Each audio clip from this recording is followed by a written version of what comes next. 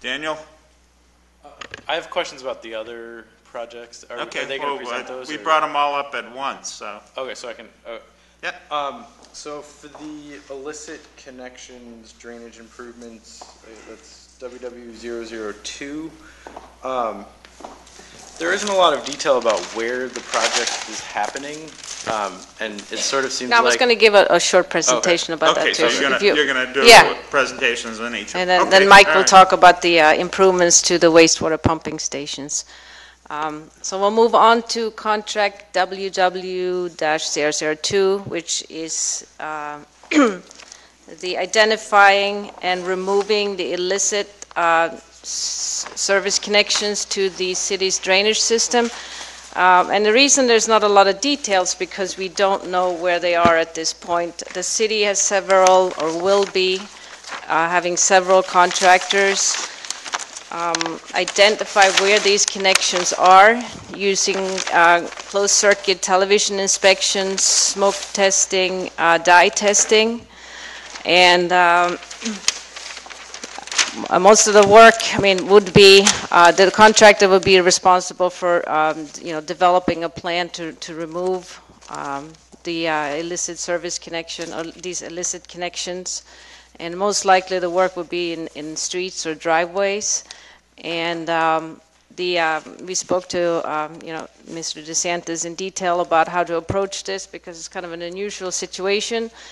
And the plan that we came up with was that the contractor would notify by letter the Conservation Commission 1 week in advance of where they found the illicit connection, the location, and if it is located in a resource area within a 100-foot buffer zone, then it would have to contact and get approval from the commission, not necessarily come in front of the commission, but provide something in letter.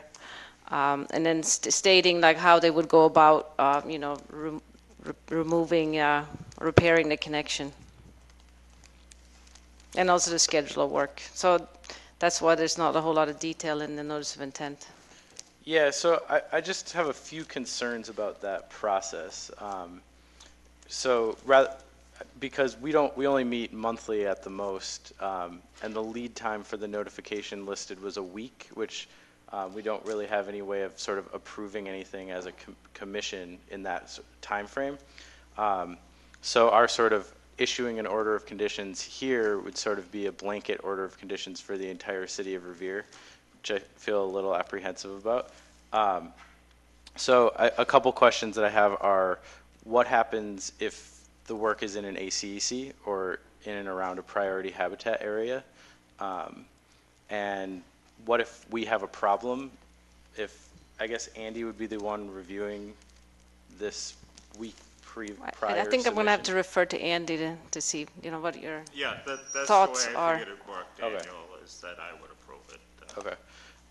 And then what about notification of abutters? Would that be also part of the well, that was something process? Obviously we couldn't do, so I'm not sure how you want to handle. Yeah, it's really going to depend on what work's involved. If it's going to involve a wholesale replacement of a whole street of sewer main, then I think we're going to need to do an additional filing with the Concom. That makes sense. If it's just for somebody's building service connection, I don't see necessity for a full public hearing and re-noticing. There could be some places where the sewer lines do cross the marsh that you end up doing some work. Along American Legion Highway, opposite from the high school, up in North Revere. Fissures were found with the force main, but those would have to be dealt with on a case-by-case basis. Okay. Yeah, so as long as in the order of conditions that your discretion is what we follow in terms of... Yeah, I don't know how you would write the order up. Yeah, one of the things that was done in the past is we had sewer lines running through drain manholes and they'd have a backed up sewer. So they'd break open the sewer main running through the manhole. Those were addressed, for the most part, 25 years ago because they were easy fixes. They're going after the much harder fixes. Thank you.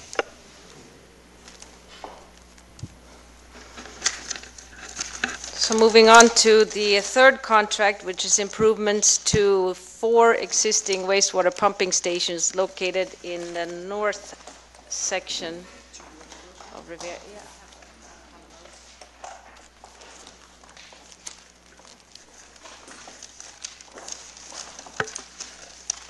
One of the other things to keep in mind, Daniel, is if it's work that's could be construed maintenance or repair, it's actually exempt. Yeah, So- I'm more concerned with sort of replacing Yeah. sewers because of the ground disturbance. Go ahead and go in. So the improvements to these 4 there's actually improvements to 6 wastewater pumping stations, but 2 of them are located outside of the Conservation Commission's jurisdiction, so I didn't include them in the filing. The 4 that are located within your jurisdiction is the North Marshall Street Pumping Station, Marshview, Wyatt Park, and Furlong Drive. And the improvements to these pumping stations is to bring them up to code and replace aged equipment. The work will be in, for Furlong Drive, it will be in bordering land subject to flooding. Although it's adjacent to the street, the resource area across the street, it's a drainage ditch, looks to be part of a stormwater management system, but it is within the 100-year floodplain. The other stations, all work is within a 100-foot buffer zone, and I'll let Mike, who is the lead engineer, go over the improvements that will be done. And most of them are actually interior to the station, so it's very minimal work outside the actual structures. So I'll be brief, and then if you have specific questions, you can just ask. Essentially, the project, as she said, is 6 pumping stations. We asked the town for a list of their 6 worst stations, and we are rehabbing them. So we're putting new pumps, new controls, new electrical. Everything's going to be up to code, modern, and hopefully a lot more reliable. So none of the work is going to involve actual sewers, lines, collection system. It's all internal to the station. It will be mostly electrical and instrumentation work and, again, replacing of pumps. Pretty simple, so I'll take any questions. Will there be a gas backup in case the electricity goes out in these pumping stations? Part of this project is to provide emergency generator power. So one of the items in the project is the city is going to receive 2 portable emergency generators. Also, at Wyatt Park Pumping Station, which is also known as Salem Street Pumping Station, there will be a permanent on-site emergency generator, as that is one of the largest stations in the city. Can you just give us a little bit more detail about the excavation work, particularly at the Wyatt Park pumping station? Yep, the only excavation work that will be required is because we're going to be installing, as I said, the generator, and also all of the electrical components will now be housed in cabinet enclosures. So those sit on concrete foundations, little concrete slabs about 6-inch thick above the ground. But we can't just pour that on the dirt, so we strip away the topsoil and then backfill it with, it's called structural fill, but essentially it's just gravel. Everybody's seen the gravel base underneath the concrete pad. That is the only excavation. So there'll be no impervious paving No. as part of this project? Actually, I'm sorry, there is paving on the job. We will be excavating, I misspoke, at Marshview Terrace. There's currently not a valve vault. So the way the stations work very simply is sewage is contained in a wet well. It's kind of like a manhole where the pumps are located. And then all of the valving associated with the force main is located in a valve vault. Marshview Terrace does not have a valve vault. We're putting one in to protect the valves from the corrosive environment of the sewage. So that will require excavation within the roadway, and we'll be replacing the pavement that we tear up. No more, no less. It'll be the exact amount of pavement that's existing. Just one more question. Yep. The generators, are they going to be at the site, at the pumping station? I thought they were going to be someplace and then taken to the the area. That's Is that correct. gonna be at The only site that will have a permanent on-site generator is Waite Park. Because of the size of the site, it's a critical pump station for all of North Revere. So that'll have one on site all the time. The others will be portable. They'll be That's like a what I trailer thought. that you hook up to a pickup truck. And they'll be probably kept at the DPW yard. So when the electricity goes out, people are gonna have to wait till the generator is brought to that pump station to get the pump station working again. I don't want to sound crude, but could that happen? Yeah, well, that's exactly what happens. Power goes out, the alarms in the pump station go on, they bring out the emergency generator, they hook it up to the Right, electrical okay. panel, and you're back in business. But they'll have plenty of time to get there. They'll have good time to get there to start the generator, right? Yeah, the current situation is that there is no portable generator. Thank you. We hope. We hope. Yeah. Thank you. I just had a question on the cameras in the pipes. Are you going to be using the camera, or I should put it this way, will the camera method be the best way to locate illegal hookups? Okay, so now we're talking about contract two. I want to go back a bus stop or two. Illicit connections and investigation, right? On one of these articles here, you mentioned that the method you'll use to find illegal hookups, one of them will be the camera. And That I'm is one wondering- method, correct. My question is, what percentage of the time will the camera be used as opposed to the other methods? I couldn't tell you until the job is bid and we know who the contractor is going to be. Essentially, the way these things work is you can cover a large area the best with smoke testing. Then a more refined area, small area, dye testing. And then if you still have illicit influence but you haven't found anything, then you go to the camera. In general, that's kind of the way it works. Okay.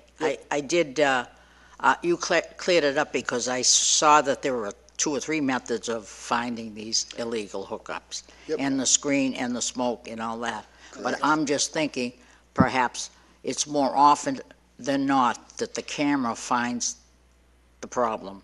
Or am I accurate on that? Is it more accurate to use a camera than the other methods? Well, I wouldn't say it's any more accurate, but it is definitive. If you see sewage leaking in a pipe on camera, there's no denying it. But also, it is orders of magnitude more expensive and time-consuming. That is why we use dye testing, because dye testing is a lot more cheaper, almost as effective, because if you see dye in the sewer, that's a very visual thing to see, so it's confirmed. But it's a lot quicker and a lot cheaper. So we use the appropriate method based on the level of difficulty of what Based on the situation. Yep. The reason why the camera interested me, I was a victim of raw sewage backups at my own home, Yeah. and I did get involved with the camera, and that was the proof positive. They did locate the problem. Absolutely. And I was just curious about how much of the time you'll be using this method. That's about it. I'd say probably in the more difficult situations where we know there's sanitary influence and we haven't been able to find the problem.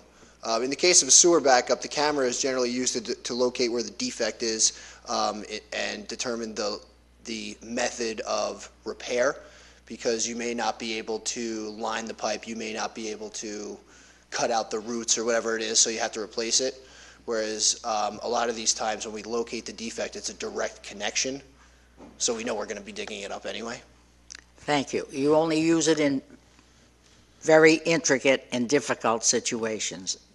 Yes. Did I Yes. sum it up there? Thank you very much for your explanation. Anyone else? Yeah, back to the pump stations, I'm sorry. Oh, I'm sorry.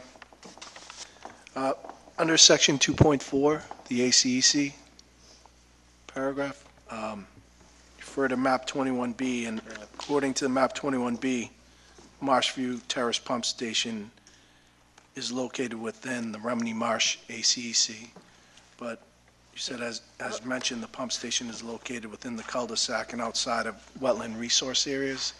Can you clarify that? Is 21B not accurate? Well, if you look at if you download the maps, on the state website, it does actually go across the end of the cul-de-sac, but it is located within the cul-de-sac, so. Right, so it's previously disturbed area, so, It must have been mapped maybe before the okay. road was built, maybe is my guess. I think that is the, yeah. It appears to be a somewhat new road. Okay, thank you. I have one question. Andy can answer this one. A few years back, they did that down where we live, the dike, and Andy will know about that. However, testing it was one thing, and getting the illegal apartments out were another. It doesn't seem like they did get them up, the illegal connections. Whether they were grandfathered in or what, I don't know. But they were using garages for houses. A garage, a separate garage. And they have a sewer connection. In fact, they have 3 apartments where I live, across the street. And they say, I've inquired, and they said, well, it's grandfathered in. How can you grandfather a thing like that in? Well, it sounds like you're talking about illegal apartments, not when we say an illegal sewer connection, we mean a connection that allows sewage to enter the stormwater system and be discharged to lakes, rivers, streams. So it seems like you're talking about illegal apartments? Well, they have illegal hookups, and those illegal apartments. That would be a code enforcement issue for if the apartment's I was legal or hoping not. you people would do it.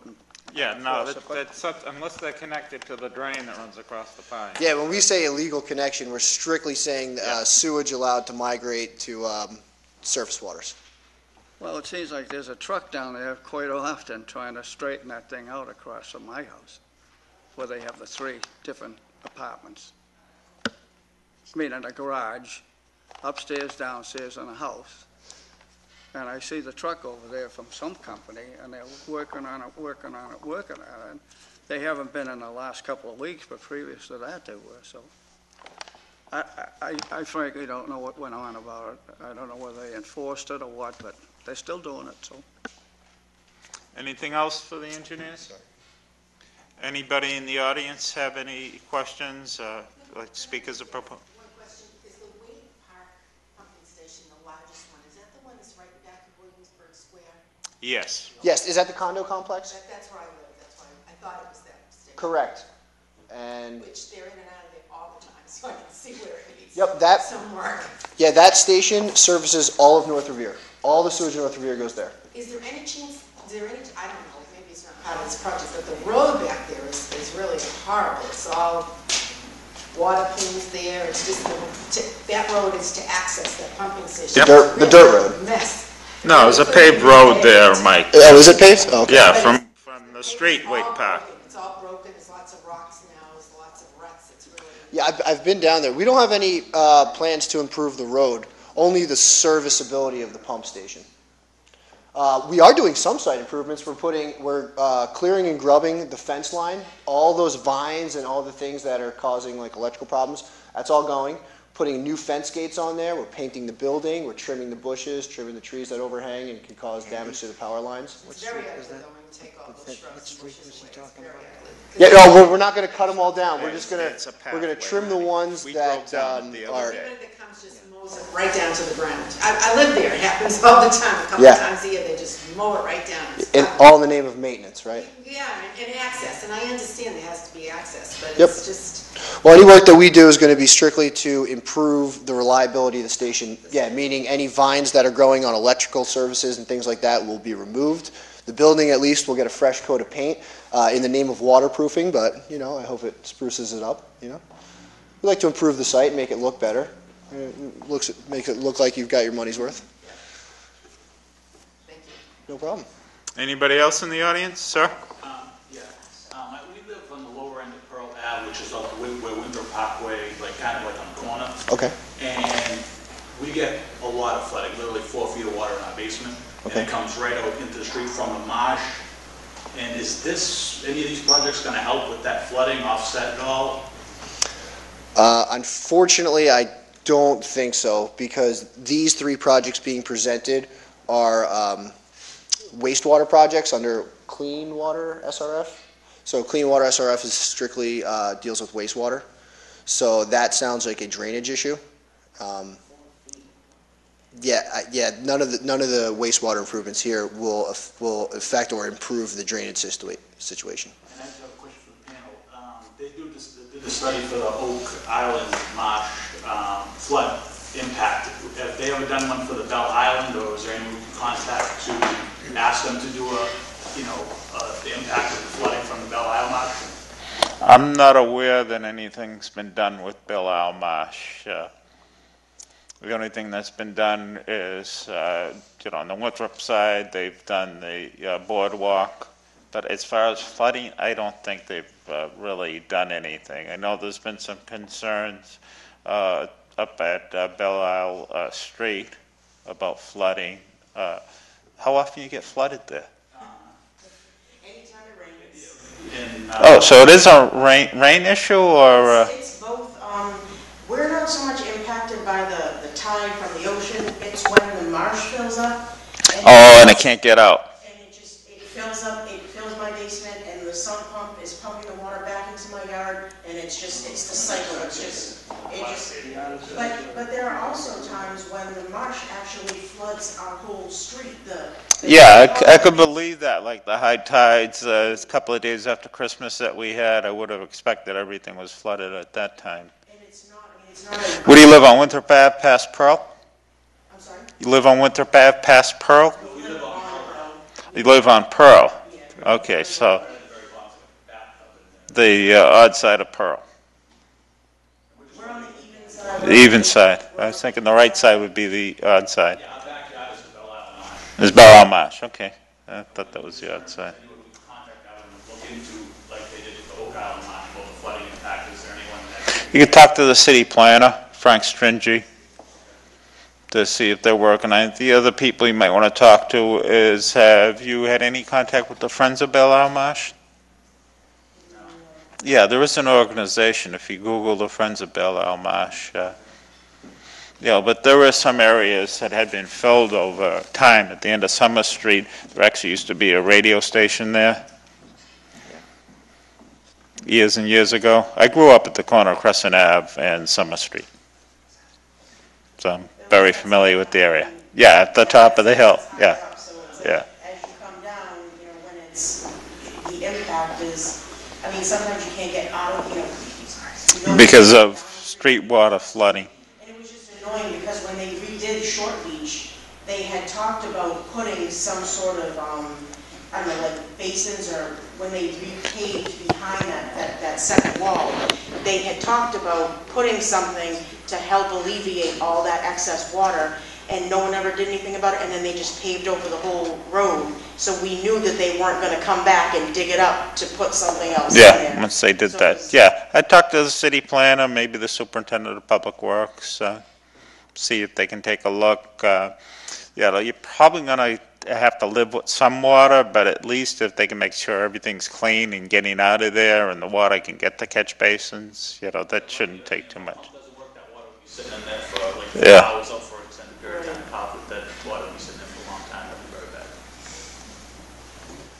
Anybody else? Motions to close the public hearing?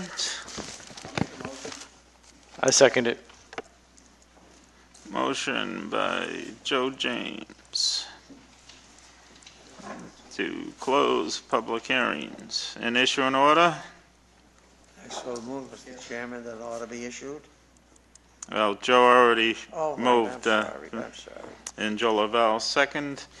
So this is for DEP file number 0610634, 35, and 36. All those in favor? Aye.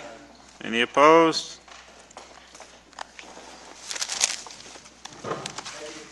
Thank you. Here you go, Vin.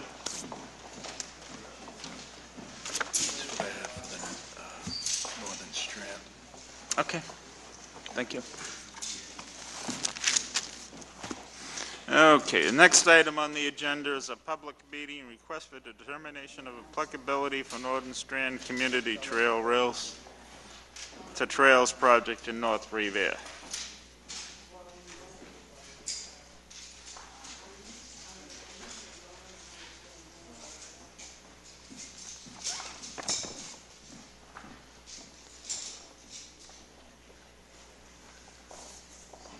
Jeff, you going to present? Yeah, I think Clay's going to open up, Okay. and then I will step in. Okay, we don't need to open up because it's not a public hearing, so up to the microphone.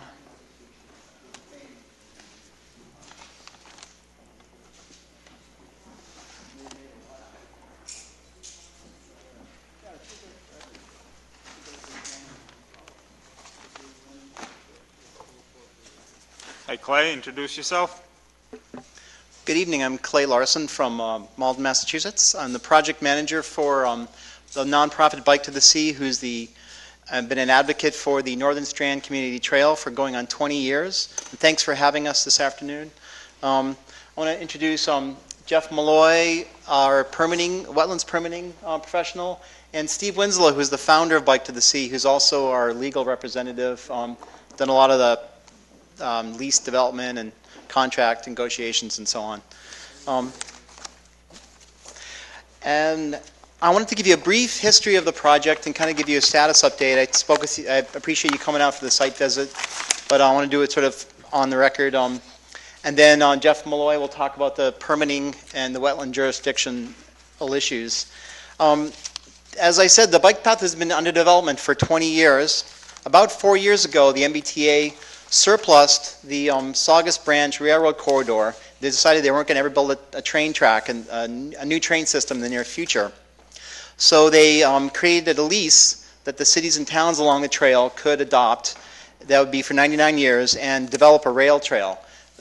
Mayor Rizzo signed that lease just this past year, and I believe the city council voted for it for the trail project. So the cities embraced the project. And it is a city project, and unfortunately, the city engineer Nick Rystrom had to leave.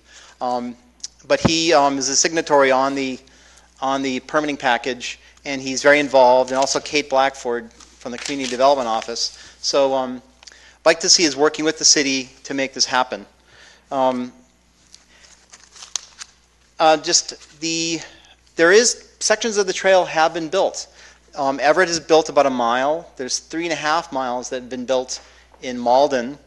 And Saugus is wrapping up construction on its 2.5 miles. So if you add in Revere's mile, we'll have about 8 miles of continuous trail. And we call the trail the Northern Strand Community Trail. And northern meaning North Shore. Strand is another word for beach.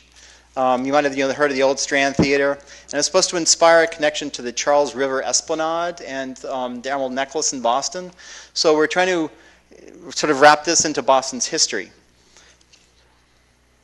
The trail has been a big success in Saugus. I think there's a lot of people who have been out using it on Sunday afternoons, and it's actually created a lot of great community engagement. Neighbors from each side of the train track have crossed over and helped clear brush and gotten to know each other. So it's an important community development process.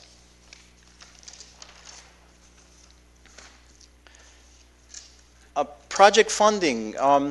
There's two components. This phase, and there which will be a gravel trail, is largely funded by a DCR recreational trails grant. That's what's funded my work all these years, and it'll pay for some of the materials.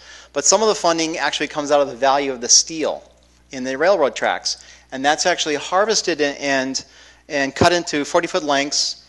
It's pulled off with a big excavator, cut in 40-foot lengths, and put on tractor trailers, and it's actually shipped to recycling facilities. So that pays for some of the work that's done. The railroad ties, after the steel is removed, are also pulled up using forklifts. And that's actually taken to a trash-to-energy facilities where it's burned to produce electricity. So you actually have the whole process is a very green process, and it's using a lot of recycling, and there's not really much waste. After the railroad ties are removed, there's a depression is created, and then the gravel trail service is in a sense put into that depression.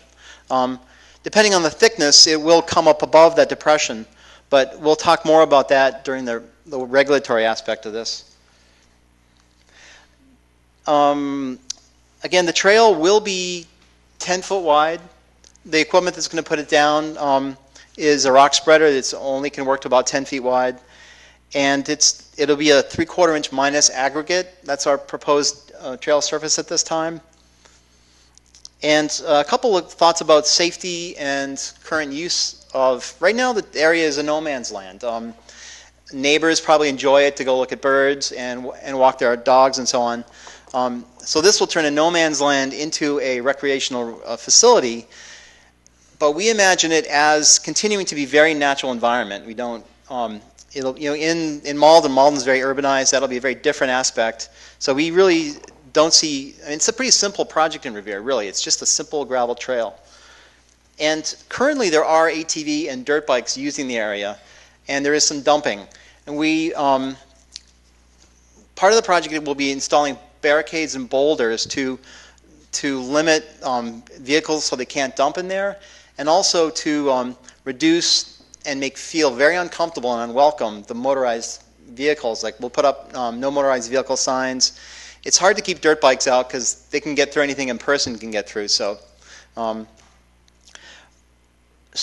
we believe currently there's a lot of erosion that occurs from these dirt bikes in this sort of off. Right now there are no facilities there, so people tend to walk wherever they want to walk, creating erosion. By putting the trail in there and seeding and revegetating the edges, we'll be focusing the activity onto the trail surface so that we hope to reduce erosion. And finally, the city engineer's office is unfortunately had to leave to get to another meeting, but they're developing a crossing of Salem Street. We're going to remove the steel and the crossing in the roadway and replace it with blacktop and put in a crosswalk with typical safety signage. So that is a concern, but we're working closely with the city to make sure it's addressed in a very, you know, in a proper way. So I will turn the mic over to Jeff, and yeah, I think Jeff, and at some point you're welcome to ask questions of both Jeff, myself, or Steve Winslow, and I'll try to help direct them. Quick question with regard to the boulders to prevent vehicles from accessing the road. There will be some access for emergency vehicles, correct? Absolutely. What we've done in Saugus is to put up a gate that's about 14 feet wide. We actually brought the chief from the fire department down, and we will make efforts to make sure that both fire trucks and police cars can get in there with just a simple locked gate. Those guys always have bolt cutters, so they'll be able to go through it. But absolutely. And are there plans for the city to take over maintenance of these trails? We look forward to a collaboration. Bike to the Sea is a nonprofit group, and we have a lot of volunteers, and we actually have a lot of volunteer cleanup. So the city will take on some of the responsibility. A lot of it will be volunteers will bag trash and put stuff in a pile, and they'll send a truck over maybe on a Saturday and pick up the debris. We imagine this being a naturalized environment, not a cultivated lawn, so it might need to be mown a couple times a year. And I think in Malden we're working on the idea of like a 4 or 6 foot wide swath on each side, so it might be a tractor up and back a couple times. Bike to the Sea is also trying to, part of our growth, we may look into actually buying a tractor ourselves. So the full responsibility is not on the city. Bike to the Sea is going to be a partner in that. Thank you. Claire, does that go through the Reading? Reading? Because my nephew just bought a house and he's got his backyard opens right up to a bike path. No, it starts in Everett, Malden, and then Revere, Saugus, and then Lynn. So don't get up that way. There is another trail. One thing I forgot to mention is we are part of a regional trail system, and there's a program called Green Routes that's mapping all of these routes. There's, everybody might have heard of the Minuteman Trail in Arlington, and then of course you have the Charles River Trail Network. I think that's the Tri-Community Trail coming through Reading, perhaps. So we are this route has been embraced by bicycle advocates and even on the state level as part of this regional system. So, and we're actually part of the East Coast Greenway. So this we're 8 miles through a very, we all know it's a very traffic congested area. So we're part of the East Coast Greenway, which is a trail that goes from Florida up to Maine. So I think let's let Jeff do his presentation. Thanks. Thanks, Clay. Jeff Malloy, BSC Group. If there's any specific wetlands-related questions that I can answer now or you have in your mind, I can answer them right away. I can go through the lay of the land for you if you'd like. I'm sure everyone is really familiar with what, the area looks like. So, but generally, northeast corner, we identified an isolated wetland. There's a stormwater ditch that runs parallel. It runs below the existing corridor and flows into the Rumney Marshes. As you move in a southwest direction, kind of in the Route 1 area, that's where you move into the more kind of congested resource areas. There's riverfront area in there. There's bordering land subject to flooding on the western side of Route 1. The eastern side would be land subject to coastal storm flowage.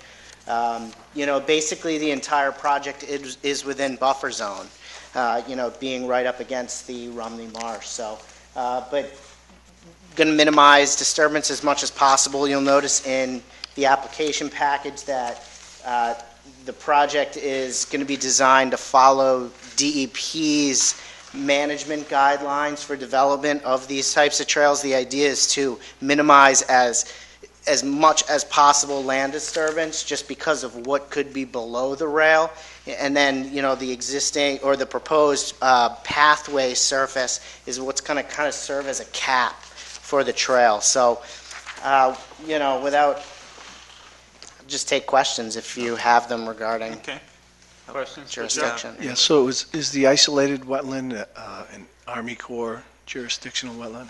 Tough to tell. It's small. I don't know. We're not going to be working within it. There's no BVW or vegetated wetland impacts here. It's entirely limited to the footprint of the former railroad bed. The northeastern part, this area you're talking about, we're very close to the resource area. So, we're going to establish erosion control, have that serve as an envelope to prevent any work occurring within it. Will they need to be notified? Provided at this time, there's no plan to notify the Army Corps. It's still just buffer work to them. We do have intentions because of work within proximity to the ACEC that we will be reaching out to MIPA, see if an ENF filing is required or if they'll allow us to do the work under just a notification to them so they're aware of what's occurring. Yes, sir. Well, Saturday we had a good site visit. Well, you were at the site visit. I was so bundled up. And I think we asked some questions at the site visit. Is it okay if I ask you a couple, maybe Absolutely. the same questions? Yes, please. Well, I have a couple in mind here.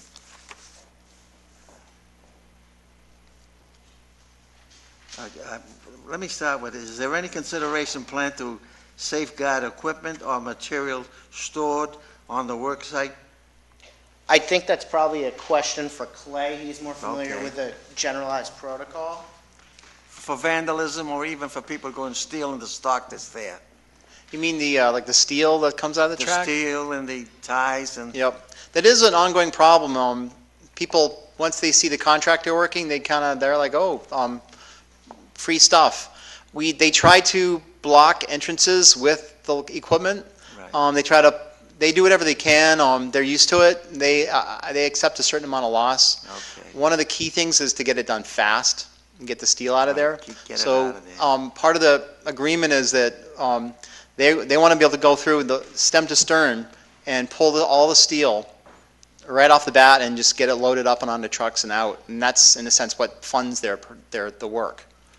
And I guess we know it won't be used at night. Was any consideration given for lighting at night to make...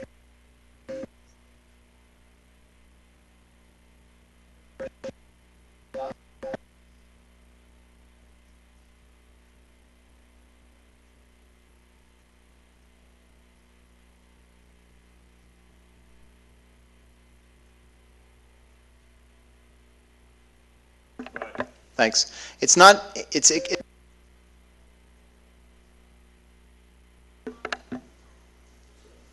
Yeah. Just to finish up, it's very expensive to put up lighting, and it would be disruptive. and require excavation. So that's not anticipated right now. A question.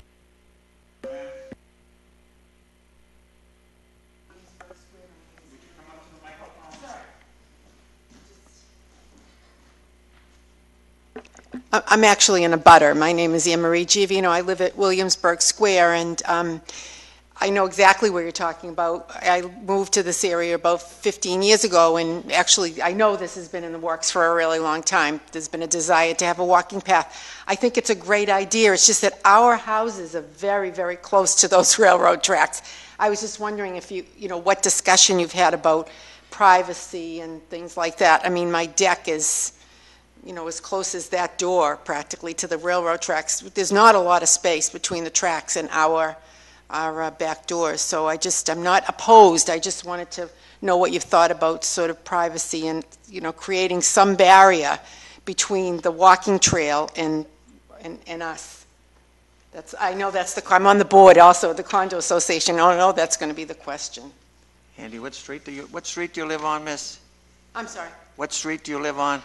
My address is 109 Salem. It's the condos, right? It's Williamsburg Square. It's that right next to the Anmark Nursing Home. Okay. So, but we're wide open to those railroad tracks, and that's one of the wonderful things of living there because we've got a great view of the marsh, and so. But I think we're very, very close to those rails.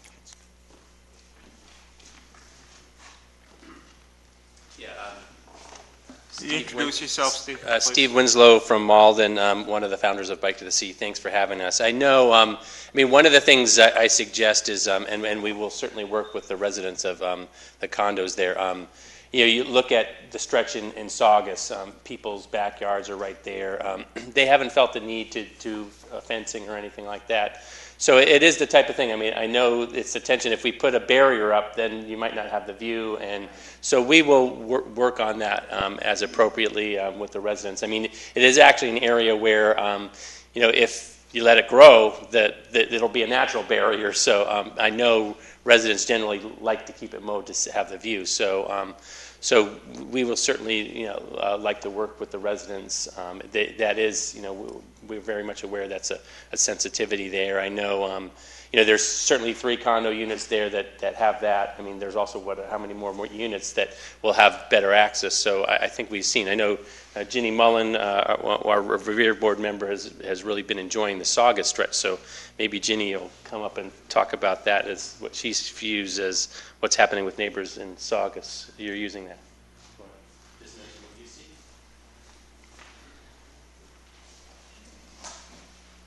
Ginny Mullen, 95 Franklin Street. Hi, I'm closer to the Saugus section than I am actually to mine, and I try to get out there as often as I can. I got all positive feedback from people that I meet on it. It just seems to bring community together, and I've just seen all positive stuff from it. That's about it. Thanks, Jenny. Miss? Hi, how are you? Jessica Murphy from 8 Marshview Terrace. So I think I'd need a lot of convincing before I could approve or be in favor of a project like this. Well, in theory, it really does sound wonderful. You have affluent communities like Lexington and Newton who've, you know, all benefited from these types of projects in the past. So our land, we own about 26,000 square feet of land on Marshview Terrace. It's almost all conservation land. So there's no fence. Our land abuts the railroad path. I have a small child at home. We'll have 2 small children soon. And so for me, it's a huge safety issue because I don't have a fence, and now you've completely taken, or you're considering completely taking away our privacy. So you have people crossing those paths on a daily basis. We don't know who those people are that will have complete access to our land. They will just come off they have access to come off the path and come right onto our land. So the privacy concern is one thing, safety concerns is another. The other concern that I have is the disruption of the land for any type of project like this. We've already seen, one side of our property abuts the marsh. So we've actually, in the years that we've been residents there, we've already seen some erosion of our property. And so another concern is just disruption of the land just with people working there. I understand there's no excavation per se, but any work will disrupt the land balance and water levels, so that is a concern of further erosion and how that does affect our property. So I'd love to get a sense of kind of what stage this is at. I'd love to also get access to the plans that are proposed for this project. So because the notification that we received by registered mail is the first notification of this. We have heard rumblings of this for quite some time. But I'd really love, to get more involved and get some information. Again, I'd have to have a lot of reason to be able to support a project like this. We probably wouldn't have bought the property if it had existed when we purchased the land. So I don't know if that opens it up to you or to the commission, but I think it's a question on both sides. Thanks, Jessica. I just want to talk about the safety issue. This project has been proposed for 20 years, so I don't know when you purchased your property, but it has been a project that's been proposed for 20 years. I've worked for the cities of Somerville. I've worked with other cities and gone to many other trails. And one of the things I say, when I first worked for the city of Somerville, there was some controversy about some safety along their trail that runs near Davis Square. And what I realized, there was a police report saying crime on their trail.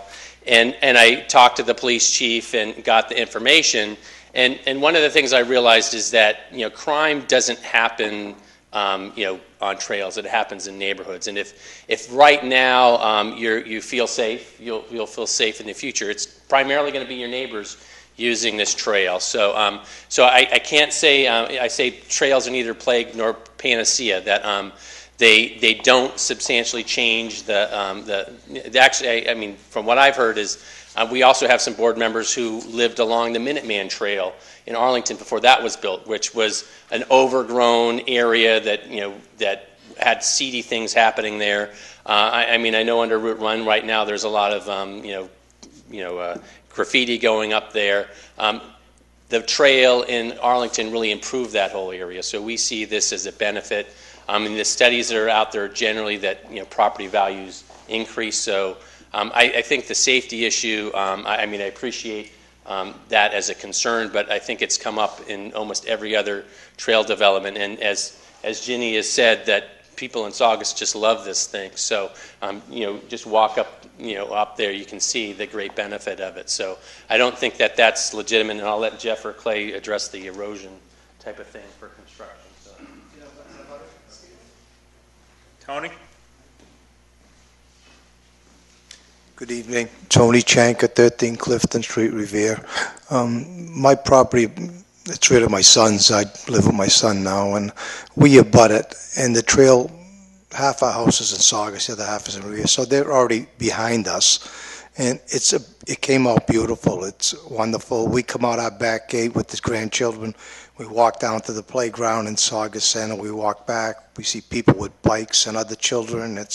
And I was kind of concerned about safety issue too and stuff. But I noticed it's much cleaner now. And I noticed even Ginny, when she comes with her grandkids, she has a plastic bag, which we do the same thing. If we see a coffee cup or if we see a soda bottle, we pick it up on our way back and and we dispose of it. And my property, I've been mowing it for a dozen plus years, and I plant flowers there, and it abuts the trail. It's actually their property, but I maintain it. And if everybody down the line, I know there's a half a dozen more people that do the same thing, and it looks so pretty, and the trail will come out nice. And I was at the crime meeting the other day at the Wetlands School for the Crime Watch, and I talked to Sergeant Amy O'Hara, and she called me the other day and said she was going to come up in the area and see how the area is, and maybe they could set up a different patrol system once it's established. So I think as far as safety-wise, we'll be quite good. The only problem we have is the motorbikes. Once we get rid of them, and we'll be all set. And she was going to talk to DCR or environmental police to see whose jurisdiction it would be to come up and, to maintain the safety part of it and stuff like that. But as far as, I think it's been a year. Even when they took the tracks out, they were professional, they were clean, they were in and they were out, they were fast, and they were very nice, and they didn't make a lot of noise or racket. You didn't even know they were there, and they did a nice job, and it goes all the way through, and you can walk forever. And I've met people that I grew up with 20 years ago, and find out that they live down the street. All these years, I never know that they moved in the same neighborhood that I moved into, and it's beautiful. And I actually have photographs of my property and the trail if anybody wanted to look at them, see how beautiful it looks. And it's absolutely a beautiful project. And I think once it continues on, it's going to come out real nice. And me, my family, and everybody on my street's far. A lot of them can't come here because of the time. They're all working, but they're all in favor of it. And so I think it's a great project. Thanks, Tony. Anybody else would like to speak? Yeah, my name is Russell Terraccio. I live at Stone Street, so I'm also in the butter. Is this on? Press the top button. Top button. I live at 42 Stone Street at the end. I'm in a butter right next to the B&M. Presently, I've already reported people walking by with guns along that trail, and under the overpass there's kids there drinking and smoking dope and breaking glass, and so there's already a certain element there already. Also, there's hunters out on that marsh from, say, fall to spring, shotguns going off, shooting the geese and all. So I don't know if that's a safety concern about people coming up and down and walking through there. In terms of the construction, I read the application that says there's contaminated soils with creosotes, arsenic, hydrocarbons. So when they start digging up those rails, we're right next to it, as I said. What about that dust? Is it going to be watered down? Is there some way to mitigate that? Or, investigate what kind of soil is under there, and is that coming into our property? Several kids on our street have asthma. My wife has serious respiratory issues. What else? The motorbikes. I think what it said was the hydrocarbon and contaminated soils were considered appropriate for residential rights of way. Now, how do we know that's true? Also, is there a procedure for the rat eradication? I mean, they're on that trail all the time, and once you start digging, especially where the cliffs are leading up to Stone Street and near Waite and the next street over, I mean, there's hovels in there. Is there going to be something to eradicate them or control them? That's pretty much it. Okay, thank you. Yep. Could I get your name again? Russell Terraccio. Russell Terraccio.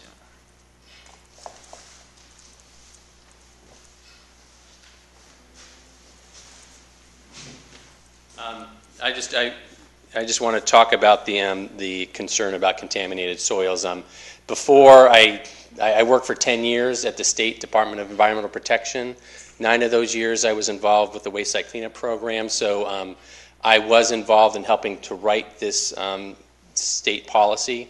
And the challenge is that we have that land behind your house was used for 140 years as a railroad, and railroads had contamination, and they did in areas with heavy vegetation. They might have sprayed arsenic and other type of things. So if you go down there with your family now, you could be exposed. So one of the things we worked out with DEP is if we had to dig this stuff up, it would be millions of dollars a mile, and the reality is that wasn't going to happen. What we convinced DEP was that if we go ahead and take out these creosote rails that are deteriorating, if we get that out of the environment, if we then come in with the surface to cap that, and otherwise let the vegetation grow, that will reduce the risk to people's families. So, so that's why DEP accepted this policy that we're actually trying to encapsulate those things to make it safer in the long run for families. And as you heard from Tom, I mean, the construction process was not very disruptive. I mean, certainly if there are any concerns with dust, I mean, those would be addressed, and we would work to be sure that that anything is limited to the site. So that hasn't been a problem in any of the other circumstances. We haven't heard, we've been involved with construction in Everett, Malden, and Saugus now. We have not heard that dust being a concern. So we think that can be handled pretty well. Like I say, it can be a pretty short construction window. So we understand those concerns, and we look forward to working with the community to address those. It's a challenge at every site, but we think that in the end that we can handle the short-term issues and protect the neighborhood then, and then in the long term this will be more protective. So thank you. Thank you. This is an issue. I beg to disagree that it does blow, and you're disturbing the soil. You're actually digging those creosote ties up, so they're going to be exposed. Now, I understand if we walk by, we might be subject to an overspray, but you're actually digging the creosote up now, so that's going to be in the air and it's going to be blowing. Well, I mean, I say, like we will do the best to manage that, and as you hear from Tom, that was handled. He's a direct abutter, so that is the best. We will use the best construction techniques to handle that, to make sure it's wet, and we have not had issues on that. So that's what the company that has done this in several places, Iron Horse Preservation. I mean, they have equipment that just takes out the tracks and tries to be very low impact. So, and you heard from Tom that worked out very well. So obviously, you can't anything can happen. I mean, a dirt bike going down there could kick up dust and that type of thing. I think in the long run, that short-term disruption will help prevent longer-term erosion and dust in the long run. So it's a balance. So. We take that in consideration. Can I comment on that, please? As someone who worked as an environmental consultant for 20 years in hazardous waste site investigation and remediation, I will say that I know the DEP is fully on board with rail to trails programs across the state, and they do perceive it as a reduction in contamination in these locations. But I would like Bike to the Seat just to talk about further outreach in the design process to address some of the abutters' concerns.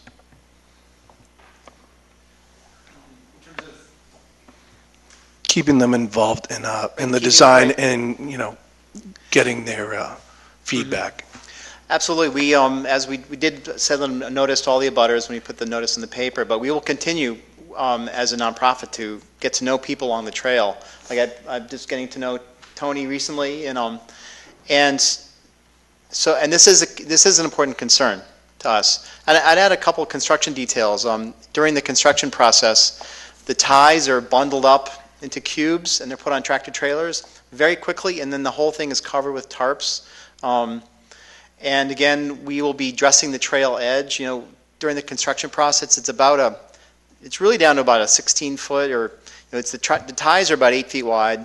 They end up messing up a couple more feet on each side, so it's a very narrow corridor that they mess up. So we're in no way getting anywhere near clearing the whole area of brush. It's a minimal approach, and then we try to cap that as quickly as possible with the stone pack. So, and then we'll loam up the edges of where the soil is really exposed and get seed down.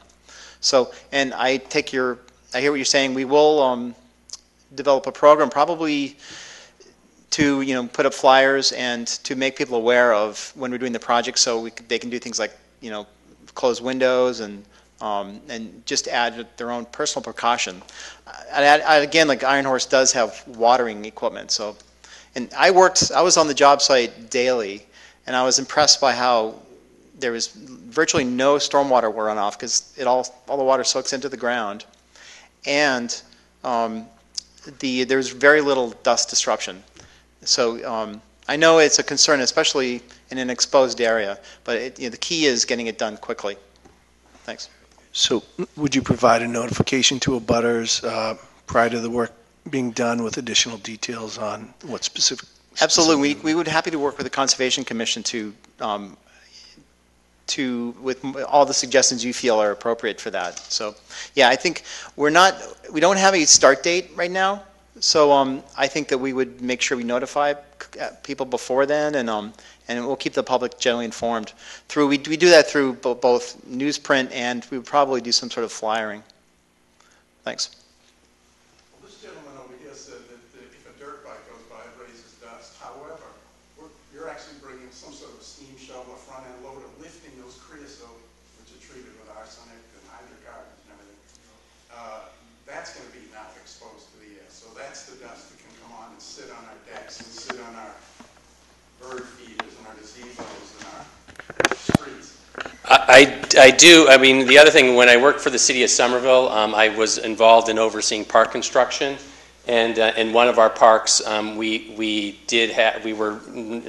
is very congested, so there are people just on top of that, and we did, as part of that project, do air quality monitoring. It's not something we could afford for this project, but we did that air quality monitoring and did not find any level of concern from dust. So, it's appropriately managed.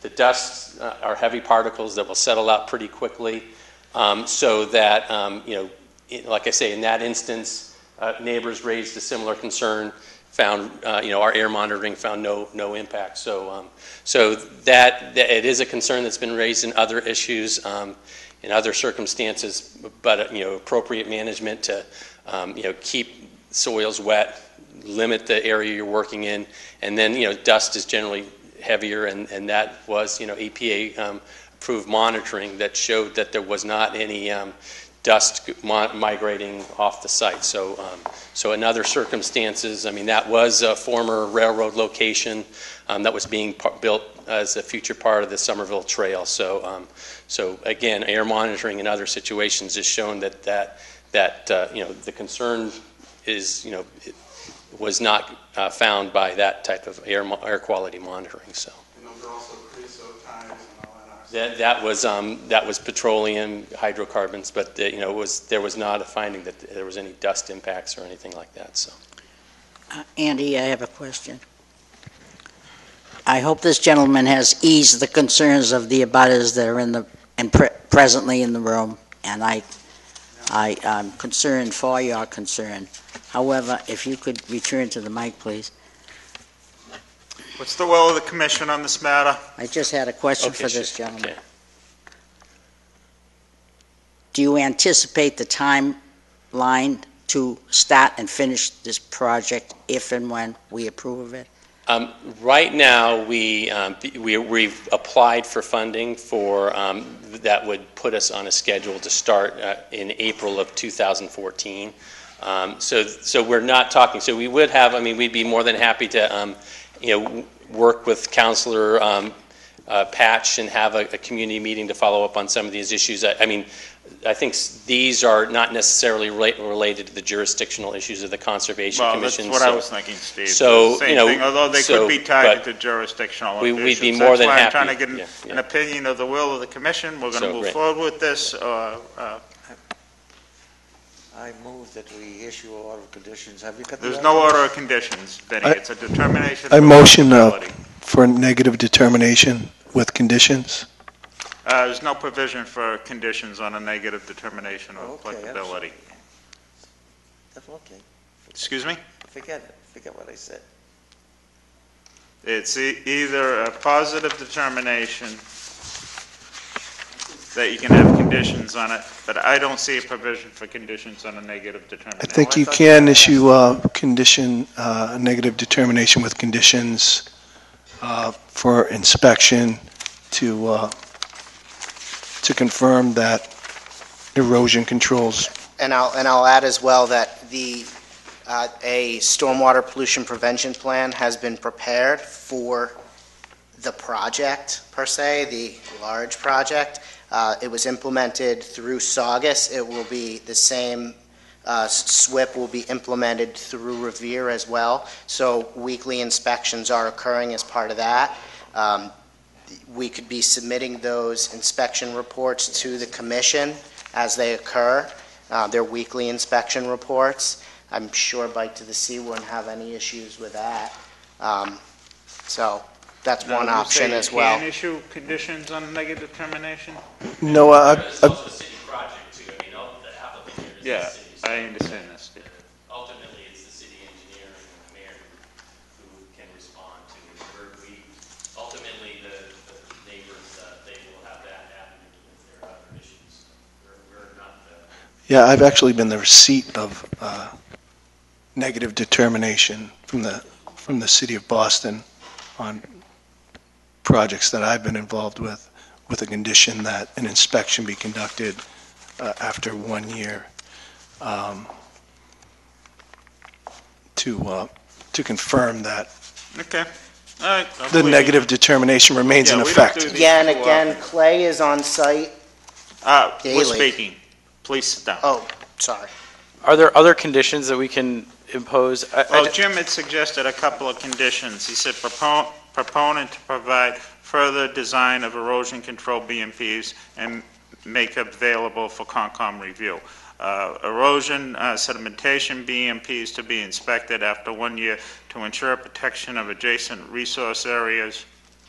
And if you're looking for other conditions, now Jim says he's received, it doesn't really say anything in the form about adding conditions to a negative determination. There are things in the positive determinations for adding conditions. So it almost sounds to me like this positive determination goes to notice of intent. I'll leave that to you. Excuse me? I'll leave that up to you. Well, I'll leave that up it's to you not under up to your me. It's up to decision. the commission to vote. Wasn't there an option about a positive determination? Well, that's why I said positive, not negative.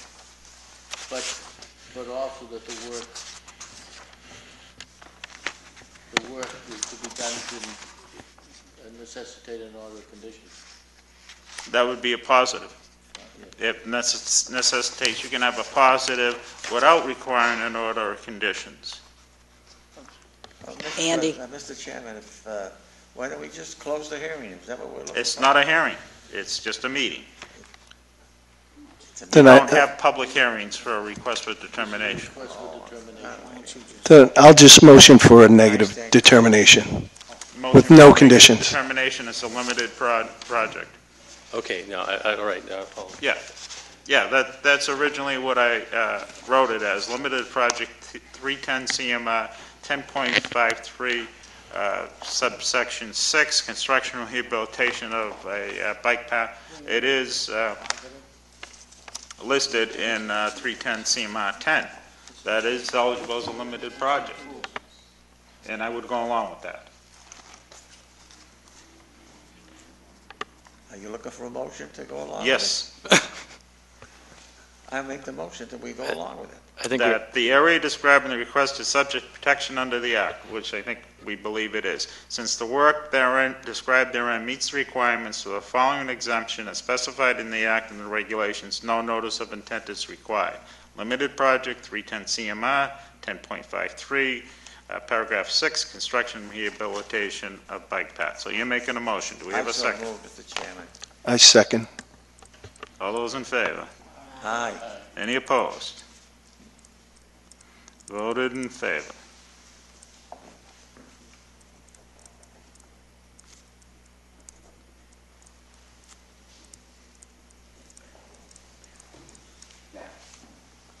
Now, Thank for you. the, Jessica and for Russell, our decision is appealable to DEP. I can give you, I've only got one copy of the form, there's a $200 fee for doing so. So if you're serious about that, you want more information or more details, you either got to work it out with the proponent or appeal it to DEP. So if you want this form, you can have it. And you can email me at concom@revere.org, and I can give you the rest of the information to fill in on that. It's A. DeSantis, ADESANTIS, @revere.org. Oh, okay, good. We can certainly, I know when I was at Summit, we had a requirement that before you start doing land disturbance, you do a RAD. Well, the city's approved it, they've come to us for determination of applicability. So at this point, we either say it's negative, which we can under the regulations, or we say they have to file an order for an order of conditions, what's called a notice of intent, which brings a little bit more review. There has been some wetlands issues raised regarding this. So, you know, if you're serious about having concerns about it, I would file for an appeal, and then you'll probably end up needing to get a wetland specialist to argue wetlands issues. Okay?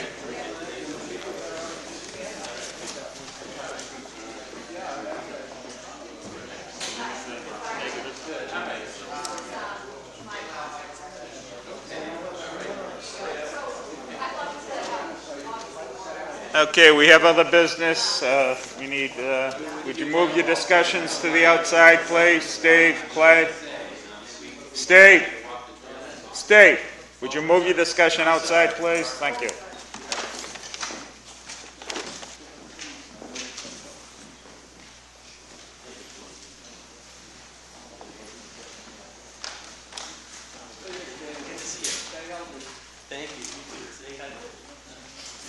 The next item on the agenda has been withdrawn, 36 Lee Burbank Highway, where we did the site visit. Oh, no kidding? Yes. They elected not to go forward at this time. They may come at the March meeting. Do you want to vote on your withdrawal? We're not to withdraw. Oh, okay. I thought you were for some reason. Well, we're being sort of involved in that one, but Okay. So if it's the will of the commission, we simply don't open the public hearing, and it just stalls until more information is received. Next one is a vote request for extension of orders of condition, DEP file number 061055, 26 York Street, Common Acacio. We've extended that before.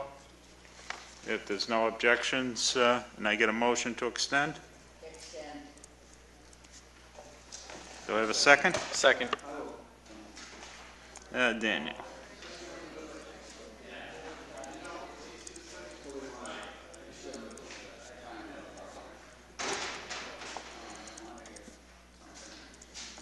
All those in favor? Any opposed?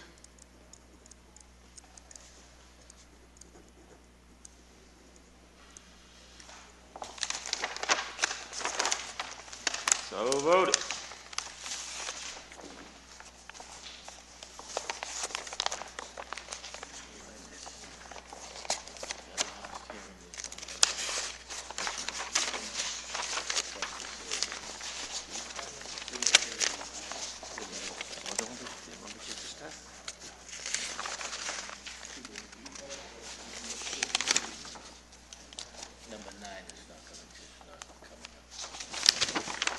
I didn't print that.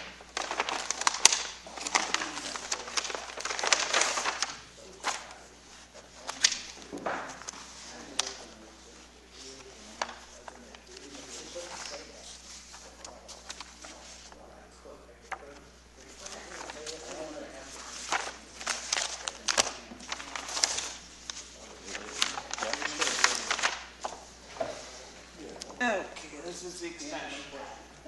And at the bottom, it's 26 York Street, Common Acacio. 10, number 10. Number 10. That's what it is, that's what it is. Oh, yeah. Now, the truck screening would be extended to March, Candy? Maybe. Yeah, they may just drop it entirely. I don't know. Next item is an enforcement order. Daniel brought this to my attention. 26 Wave Ave, we issued a order of conditions last year. And they weren't supposed to pave the area. And they ended up paving it. Daniel? Yeah, I wasn't on the commission at the time, but I was at the site visit.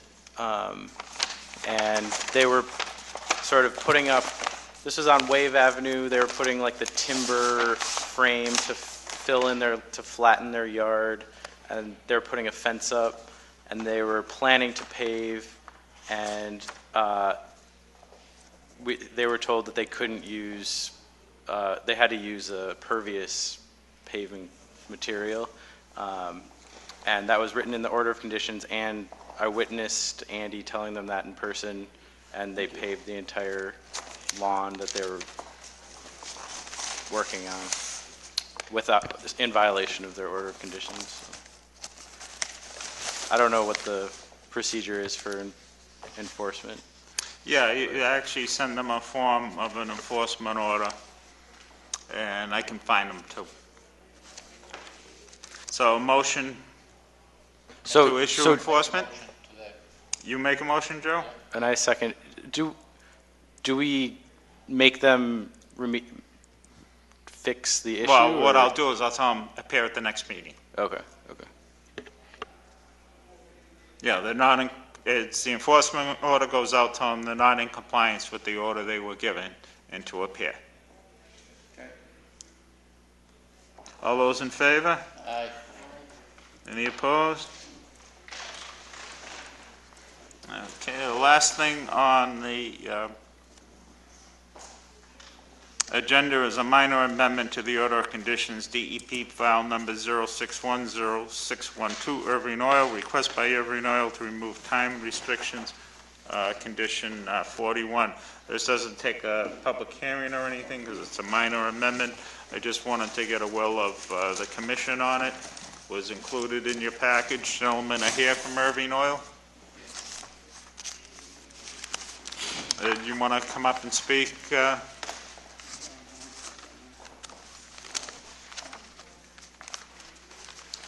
Hi, Robert Garrity from Halcrow.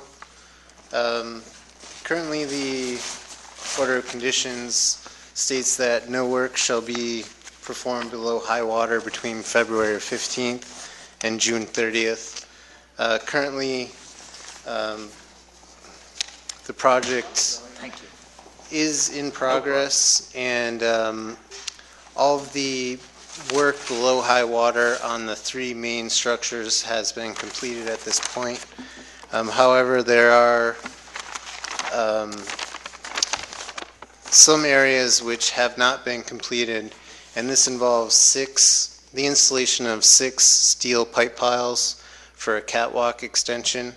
It also involves the demolition of an existing structure, and concrete needs to be placed at elevation 5 of mean low water, so that's 5 feet below the high water line currently on the 3 structures, the 3 mooring structures.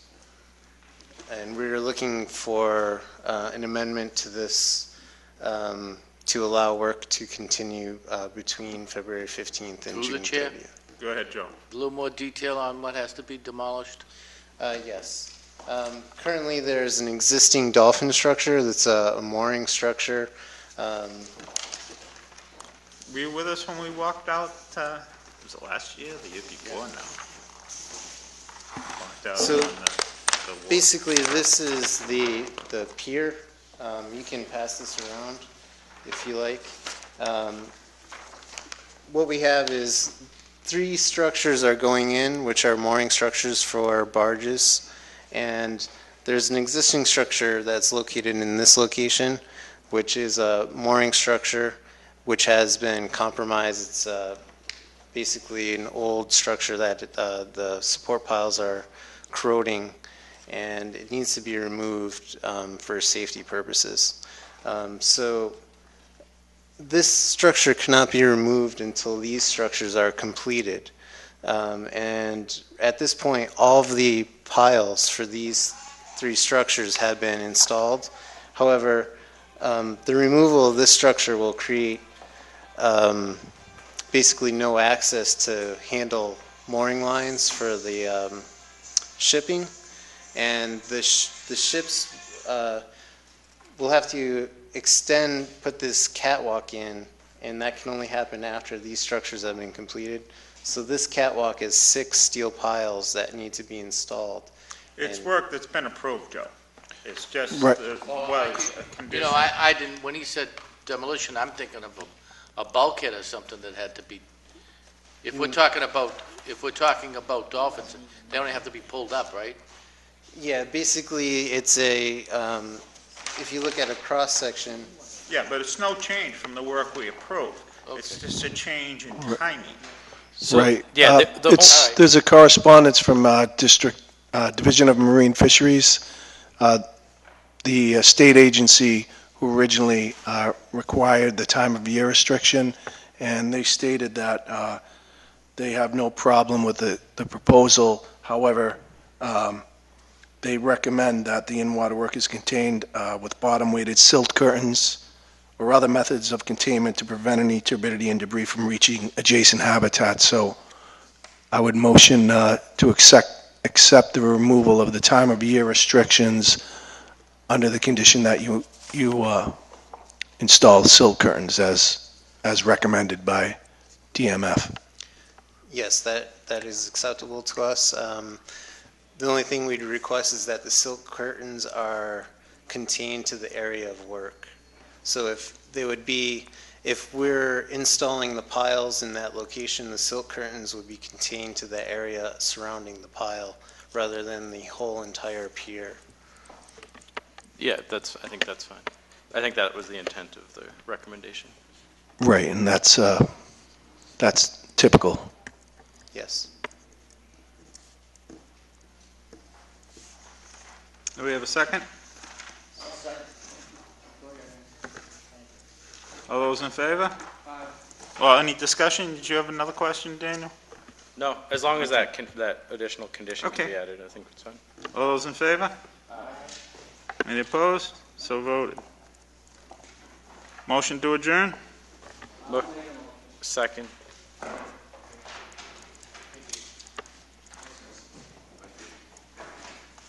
All those in favor? Adjourn.